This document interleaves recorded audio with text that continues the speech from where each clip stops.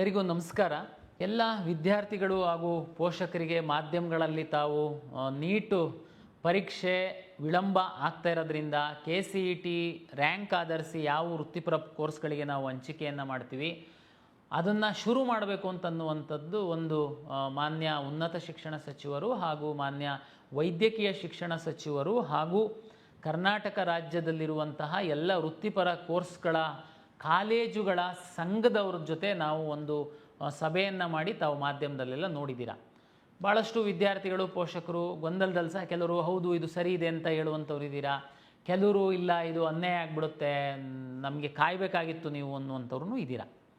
ಇಲ್ಲಿ positive negative ಎಲ್ಲದೂ ಇರುತ್ತೆ. ಆದರೆ ಕರ್ನಾಟಕ ಪರೀಕ್ಷಾ ಪ್ರಾಧಿಕಾರ ಮತ್ತು ರಾಜ್ಯ ಸರ್ಕಾರ ಎಲ್ಲ ವಿದ್ಯಾರ್ಥಿಗಳ ಹಿತದೃಷ್ಟಿಯಿಂದ 1-2% ಅವರಿಗೆ ಸ್ವಲ್ಪ ಗೊಂದಲ ಆಗ್ಬೋದು, ಟೆನ್ಷನ್ ಆಗ್ಬೋದು. ಆದರೆ ಬಹುತೇಕ ವಿದ್ಯಾರ್ಥಿಗಳ ಹಿತದೃಷ್ಟಿಯಿಂದ ಕೆಲವೊಂದು ನಿರ್ಧಾರಗಳನ್ನ ತೆಗೆದುಕೊಳ್ಳುತ್ತೆ. ನಾವು ಪ್ರಾಧಿಕಾರದ ವತಿಯಿಂದ ಎಲ್ಲ ವಿದ್ಯಾರ್ಥಿಗಳ ಹಿತರಕ್ಷಣೆಗೆ ಏನೆಲ್ಲ ಮಾಡಬೇಕು ಅಂತನ್ನುವಂಥದ್ದನ್ನು ನಾವು ಸಿದ್ಧತೆಯನ್ನು ಮಾಡಿಕೊಳ್ತಾ ಇದ್ದೀವಿ.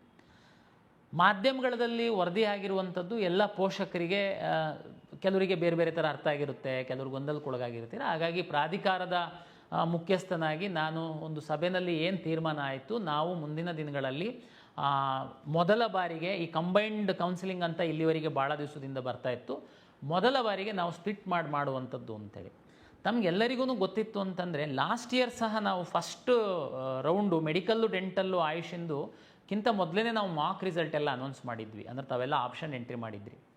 ಹಾಗಾಗಿ ನಿಮಗೆ ಇದು ಪ್ರೊಸೀಜರ್ ಗೊತ್ತಿರುವಂಥವರಿಗೆ ಇದು ಏನು ಕಷ್ಟ ಅಲ್ಲ. ಬಟ್ ಆದರೆ ವಿಶೇಷವಾಗಿ ನಮಗೆ ಪ್ರತಿ ವರ್ಷ ಹೊಸ ವಿದ್ಯಾರ್ಥಿಗಳು ಬರೋದ್ರಿಂದ ಅವರಿಗೆ ಇದು ಹೊಸದಿರುತ್ತೆ.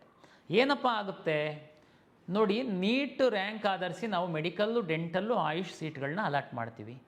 ಉಳಿದಂತಹ ಎಲ್ಲ ಕೋರ್ಸ್ಗಳಿಗೆ CET ರ್ಯಾಂಕನ್ನು ಆಧರಿಸಿ ನಾವು ಅಲಾಟ್ ಮಾಡ್ತೀವಿ. ಜೂನ್ 21ನೇ ತಾರೀಕು ನೀಟ್ ಪರೀಕ್ಷೆ ಇದೆ ಅಂತಂದರೆ ಕಳೆದ ವರ್ಷದ್ದನ್ನು ಲೆಕ್ಕ ಹಾಕ್ತು ಅಂತಂದರೆ ಜುಲೈ 21ರ ನಂತರ ನಮಗೆ ನೀಟ್ ಫಲಿತಾಂಶ ಬರ್ಬೋದು. ಅಲ್ಲಿವರೆಗೆ ಈ ಕೆಲವೊಂದು ಏನು ನಮ್ಮ ಇಂಜಿನಿಯರಿಂಗಿನ್ನೇ ಮಾಡಬೇಕು ಅಂತಿರುವಂಥವ್ರು, ವೆಟರ್ನರಿ ಫಾರ್ಮ್ ಸೈನ್ಸೇ ಮಾಡಬೇಕು ಅಂತಿರುವಂಥವ್ರು ಎಲ್ಲರನ್ನೂ ನಾವು ಕಾಯಿಸುವಂಥದ್ರಲ್ಲಿ ಯಾವುದೂ ಅರ್ಥ ಇಲ್ಲ.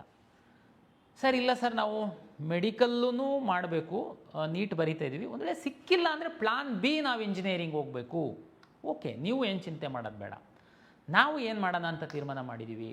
ಮಾನ್ಯ ಸಚಿವರ ಒಂದು ಅಧ್ಯಕ್ಷತೆಯಲ್ಲಿ ಎಲ್ಲ ವಿದ್ಯಾರ್ಥಿಗಳ ಹಿತದೃಷ್ಟಿಯಿಂದ ನಾವು ಈ ನೀಟ್ ರ್ಯಾಂಕನ್ನು ಹೊರತುಪಡಿಸಿ ಉಳಿದಂಥ ಕೋರ್ಸ್ಗಳಿಗೆ ನಾವು ಕೌನ್ಸಿಲಿಂಗ್ ಶುರು ಮಾಡ್ತೀವಿ.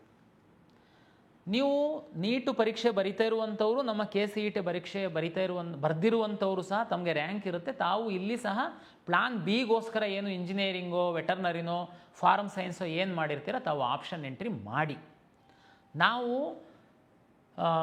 ಉದಾಹರಣೆಗೆ ತಮಗೆಲ್ಲ ಗೊತ್ತಿದೆ, ಫಸ್ಟು ರೌಂಡು ಕನಿಷ್ಠ 30ರಿಂದ 40 ದಿವಸ ಸಮಯ ಬೇಕಾಗುತ್ತೆ ನಮಗೆ ಫಸ್ಟ್ ರೌಂಡ್ ಮಾಡುವಂಥದ್ದಕ್ಕೆ. ಯಾಕೆ ಅಂತಂದರೆ ಆಪ್ಷನ್ ಎಂಟ್ರಿಗೆ ಸಾಕಷ್ಟು ಸಮಯ ಕೊಡಬೇಕು, ಜೊತೆಗೆ ಮಾಕ್ ರಿಸಲ್ಟನ್ನು ನಾವು ಪಬ್ಲಿಷ್ ಮಾಡಬೇಕು.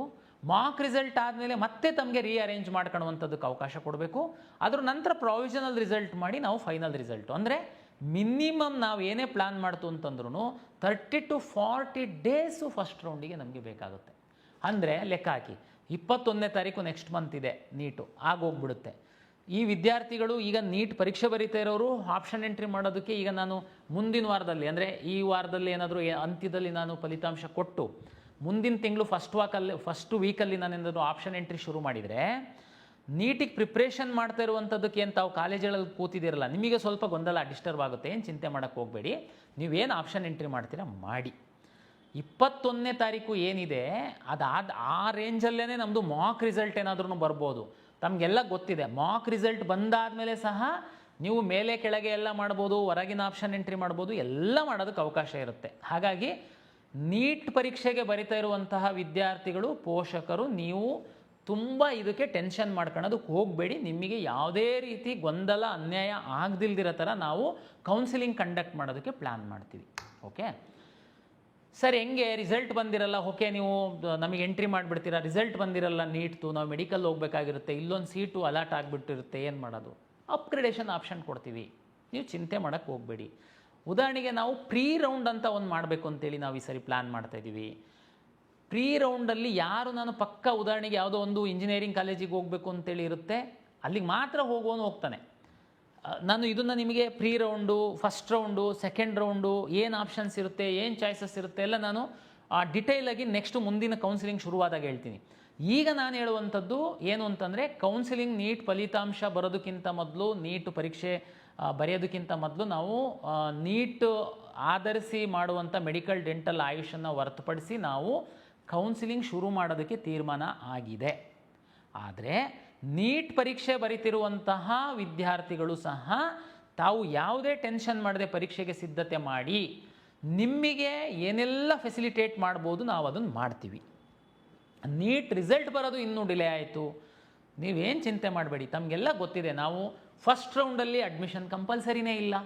ಫಸ್ಟ್ ರೌಂಡಲ್ಲಿ ಸಿಂಪ್ಲಿ ನೀವು ಚಾಯ್ಸ್ 2 ಹಾಕಿ, ಚಾಯ್ಸ್ 3 ಹಾಕಿ ಸೆಕೆಂಡ್ ರೌಂಡಿಗೆ ಬರ್ತಿದ್ರಿ. ನಾನು ಅವಾಗಲೇ ಹೇಳ್ದಂಗೆ ಒಂದು ರೌಂಡಿಗೆ ಕನಿಷ್ಠ 30 ರಿಂದ 40 ದಿವಸ ಬೇಕಾಗುತ್ತೆ.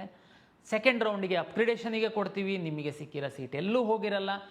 ಉದಾಹರಣೆಗೆ ಸಂಕ್ಷಿಪ್ತವಾಗಿ ಈ ನೀಟ್ ವಿದ್ಯಾರ್ಥಿಗಳಿಗೆ ಗೊಂದಲಕ್ಕೊಳಗಾಗಬಾರ್ದು ನೀಟ್ ಪೇರೆಂಟ್ಸ್ ಅಂತ ಹೇಳೋದಾದರೆ, ಉದಾಹರಣೆಗೆ ನೀವು plan A medical, plan B medical ಸಿಕ್ಕಿಲ್ಲ ಅಂತಂದರೆ ಯಾವುದಾದ್ರೂ ಒಳ್ಳೆ ಕಾಲೇಜಲ್ಲಿ ಇಂಜಿನಿಯರಿಂಗು ಅಥವಾ ಅಗ್ರಿಕಲ್ಚರ್, ಫಾರ್ಮ್ ಸೈನ್ಸ್ ಅಂತ ಅಂದ್ಕೊಂಡಿರ್ತೀರ. ಈಗ ನಾನು ಫಸ್ಟ್ ರೌಂಡ್ ಶುರು ಮಾಡಿದಾಗ ನೀವು ಅಗ್ರಿಕಲ್ಚರ್ದು ಒಂದು ಹಾಕಿರ್ತೀರ, ನಿಮಗೆ ಅಗ್ರಿಕಲ್ಚರ್ ಸಿಗುತ್ತೆ. ನಿಮಗೆ ಬೇಕು ಮೆಡಿಕಲ್ಲು, ಚಿಂತೆ ಮಾಡಬೇಡಿ. ನಾನು ರಿಸಲ್ಟನ್ನು ಪಬ್ಲಿಷ್ ಮಾಡಿದೆ, ಅವಾಗ ಎನಿವೇ ಚಾಯ್ಸ್ ಕೊಡ್ತೀನಿ. ನೀವು ಸೀಟನ್ನು ಹೋಲ್ಡ್ ಮಾಡ್ತೀರಾ, ಸೆಕೆಂಡ್ ರೌಂಡಿಗೆ ಬರ್ತೀರಾ, ಎಗೈನ್ ನಿಮಗೆ 30 ಡೇಸ್ ಅಷ್ಟು ಸಮಯ ಇರುತ್ತೆ. ನಾವು ಮೆಡಿಕಲ್ ಶುರು ಮಾಡ್ತೀವಿ. ಸರ್ ಅವಾಗಲೂ ಬರಲಿಲ್ಲ ಸರ್ ನೀಟ್ ರ್ಯಾಂಕು, ಏನು ಮಾಡೋದು? ಡೋಂಟ್ ವರಿ, ಸೆಕೆಂಡ್ ರೌಂಡಿಗೆ ಸಹ ನಾವು ಅಪ್ಗ್ರೇಡೇಷನಿಗೆ ಕೊಡ್ತೀವಿ. ಯಾಕೆ ಚಿಂತೆ ಮಾಡ್ತೀರಾ? ನಿಮಗೆ ಏನು ಅನ್ಯಾಯ ಆಗಲ್ಲ. ಓಕೆ, ಇನ್ನೊಬ್ರು ಕೇಳ್ಬೋದು, ಸರ್ ಅದು ಅಗ್ರಿಕಲ್ಚರ್ ಸೀಟ್ ಆ್ಯಕ್ಚುಲಿ ನನಗೆ ಬೇಕಾಗಿತ್ತು ಸರ್, ನಾನು ವೆಯ್ಟ್ ಮಾಡ್ತಾ ಇದ್ದೆ, ಈಗ ಅವನು ಸಿಕ್ಕಿದೆ, ನನಗೆ ಅಗ್ರಿಕಲ್ಚರ್ಗಿಂತ ಕೆಳಗಡೆ ಇನ್ಯಾವುದೋ ಒಂದು ಸಿಕ್ಕಿದೆ, ಅವನು ನೆಕ್ಸ್ಟ್ ಮೆಡಿಕಲ್ ಹೋದರೆ ನನಗೆ ಅನ್ಯಾಯ ಆಗುತ್ತೆ ಸರ್, ನಾನು ಬೇರೆ ಅಡ್ಮಿಷನ್ ಆಗಿದ್ರೆ. ನೋ, ಚಿಂತೆ ಮಾಡಬೇಡಿ, ನೀವು ಸಹ ವೆಯ್ಟ್ ಮಾಡ್ಬೋದು. ಯಾರಿಗೆ ಕ್ಲಾರಿಟಿ ಇದೆ, ನನಗೆ ಬೇರೆ ಆಪ್ಷನ್ನೇ ಇಲ್ಲ, ನನ್ನ ಫಸ್ಟ್ ಪ್ರಿಯಾರಿಟಿ ಇದೆ, ನೀವು ಹೋಗಿ ಅಡ್ಮಿಷನ್ ಆಗ್ತೀರಾ. ಯಾರು ಇಲ್ಲ ನಾನು ವೆಯ್ಟ್ ಮಾಡ್ತೀನಿ, ಆ ಮೆಡಿಕಲ್ ಹುಡುಗರು ಏನಾದರೂ ಅಗ್ರಿಕಲ್ಚರ್ ಬಿಟ್ಟು ಮೆಡಿಕಲ್ಲಿಗೆ ಹೋಯ್ತು ಅಂತಂದರೆ ನಾನು ಅದ್ರದ್ದು ಆಸ್ಪರೆಂಟ್ ಇದ್ದೀನಿ, ನಂದು ಜಸ್ಟ್ ಕಡಿಮೆ ರ್ಯಾಂಕ್ ಇದೆ, ನಾನು ಅಗ್ರಿಕಲ್ಚರ್ ಸಿಗ್ತೀನಿ ಅನ್ನುವಂಥದ್ದಿತ್ತು ಅಂತಂದರೆ ನಿಮಗೆ ಸಹ ಅನ್ಯಾಯ ಆಗಲ್ಲ, ಅಪ್ಗ್ರೇಡೇಷನ್ ಆಪ್ಷನ್ ಕೊಡ್ತೀವಿ.